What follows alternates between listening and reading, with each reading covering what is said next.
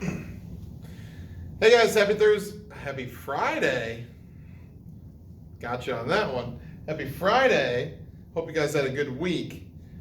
Today we're going to talk a little bit more about scatter plots with a focus on something that we're going to call the line of best fit, or a trend line for the set of data. Okay.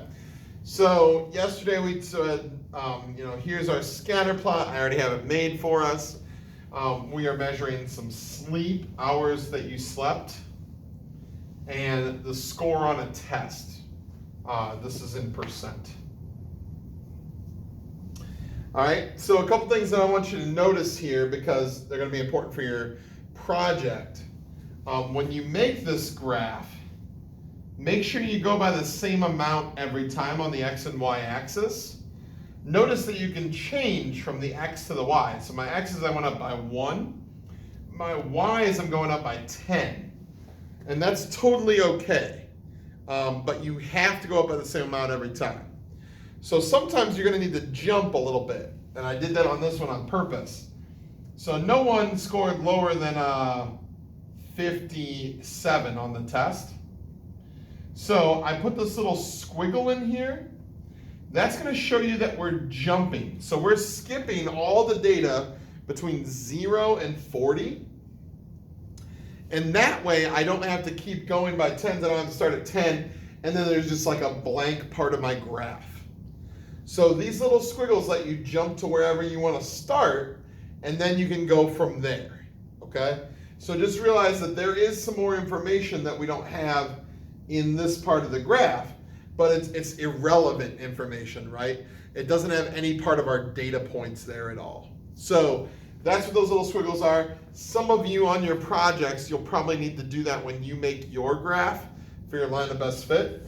That's what it's going to look like. Okay, so you can refer to this video again or just write it in your notes right now. What a great idea, right?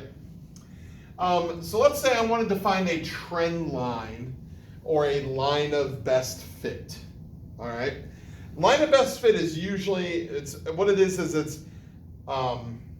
line used to describe the relationship of the data. So if you look here, if I kind of like thought of what would a line look like that best describes the data, it would be something that looks like this maybe.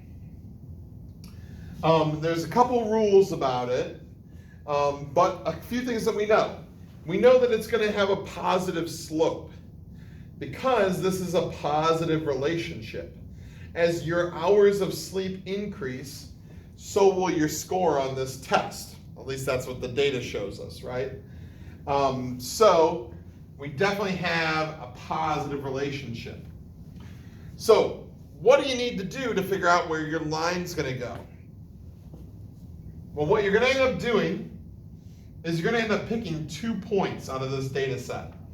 The 2 points that you think best represent the data. How do you know what 2 points? Because this is where a lot of people miss a lot of points on their test, or on their, their project. There's 2 things that have to be true. So your line of best fit. You see that? Oh yeah, we're good. So on your line of best fit, you want to have points above and below the line. Here's what I mean by that. Let me grab a yardstick real quick.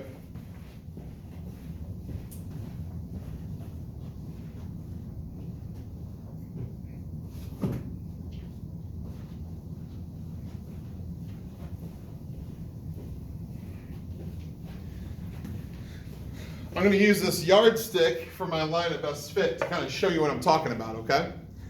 So when I make my line of best fit, I need to make sure that I pick 2 points so that there's points above the line and below the line like this. So notice these 2 points, this point and that point, would not be good choices because that would leave no points above the line and all the points would be below it, right?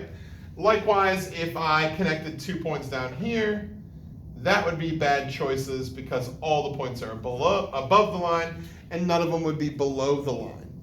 So you want to have points above and below. But just from doing that doesn't mean you're going to have a good point or a good line. Because you also want to match the slope of the relationship.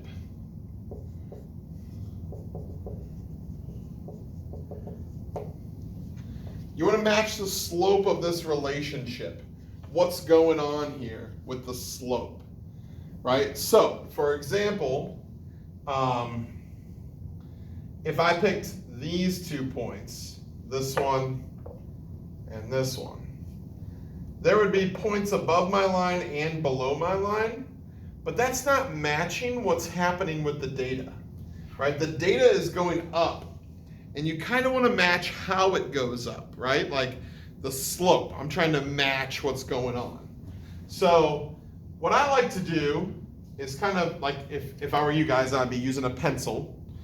I just like to lightly draw in here like a line that I think matches what's going on with my data set, right? Here's kind of where I think it would be. And then from there, I can use that to choose 2 points that are pretty close to that line. So in this case, I just randomly drew that line, and it pretty much hit those 2 points that I darkened for you guys. I'm going to use those 2 to find my line. Now, you might say, hey, there's your line of best fit, you're done. When they ask for a line of best fit, they're asking for the equation of the line of best fit, always. They don't just want you to, they'll say, draw your line of best fit. They want you to write the equation of that line too. So yeah, sure, maybe it's that line, but let's find the equation of that line. So here's the thing. Some scatter plots will come with a table of values. That's a lot easier because you know exactly what this point would be then. Right now, I'm just gonna have to estimate. So it looks like this kid got, we call that 5 hours of sleep, and they earned what I'm going to call a 53%. So we'll call that point 553. And then we're going to check this point. So this point looks like 8.5, which is not great, but that's what it is, 8.5. And maybe that's a 93. So 8, I'm just going to put 8.5, 93. Now, obviously, normally in my class I'd tell you don't use decimals for any reason, right? When we're doing statistical analysis with this kind of stuff, decimals are usually okay. Make sure you don't round to the tenths, go to at least the hundredths place, because we want to be as accurate as possible. But we still, you know, if some of your data sets, some of them will have decimals in them already, which is fine. You know, you're just going to have to use those decimals then. And your slope, when you find your slope and when you find your y-intercept, it's okay if they're decimals. Only when we're talking about lines of best fit, okay? Because we're kind of averaging all the points, that's why.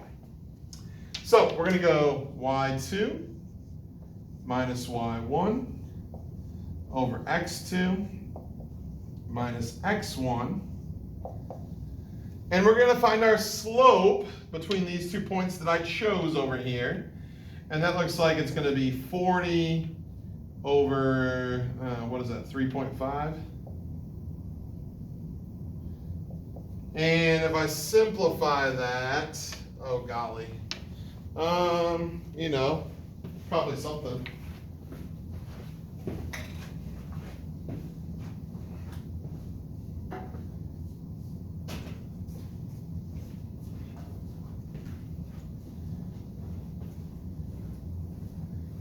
It's going to give me about 11, let's do 11.43.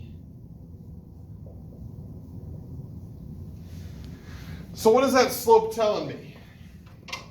It tells me that as you get let's see, it's going to increase 11.43% every hour of sleep more you get.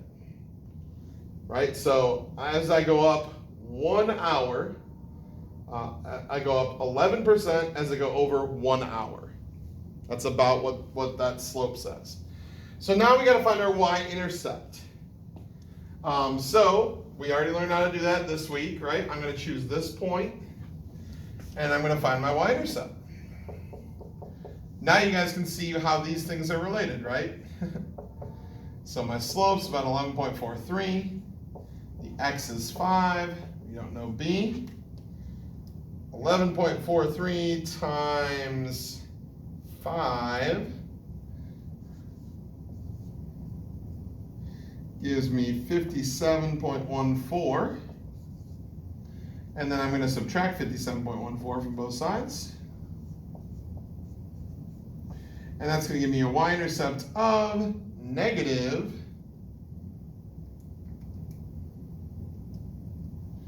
4.14. So, does that make sense that my starting point would be negative 4.14? You can't get negative on a test, can you? Well, but you also, if you stayed up all night and slept 0 hours, you probably aren't going to do very good. So this data is inferring that people have slept for some amount of time. So sure, that makes sense. So my line of best fit here, I'm going to write y equals 11.43x minus 4.14. And that is the equation of this line that we connected. All right, so this is kind of how it's going to work. Here's our slope, here's our y-intercept. That is this line that's going through our data. And now what's really cool is now that we know that, we can predict things. So I can say, hey, what score would someone get if they slept for 9 hours, according to our model? Or, yeah, sure. Well, now what you can do is you can plug 9 in for x, and I can do 11.43 times 9 minus 4.14. And this says that if you slept for 9 hours, you would get about a 98% on the test. So now you have a goal of where to sleep, right? That's really cool. And obviously we did this, I tried to do an easy one. It's got to get you guys thinking about what that would look like as far as something sleeping and test scores. But think of what that would mean for, like someone who runs a business, right? According to the data from the last year, here's how many models of this car we're selling. Well, since it's increasing, how many would I have to sell to get a profit of $10 million, right? And then you can figure out what that number is if you have this line of best fit, this trend line, which is really cool. This is going to be your project, and I'll talk a little bit more about that next week. But you got some practice today with these lines of best fit. Find the 2 points, right? That's the most important part. The rest of it you know how to do. Once you have your 2 points, find the slope, find the y-intercept, all the stuff we did this week, write the equation of your line. And then if they need you to plug something in, you can definitely do that too. All right, cool. You guys have a great weekend, and I will see you guys on the flip side.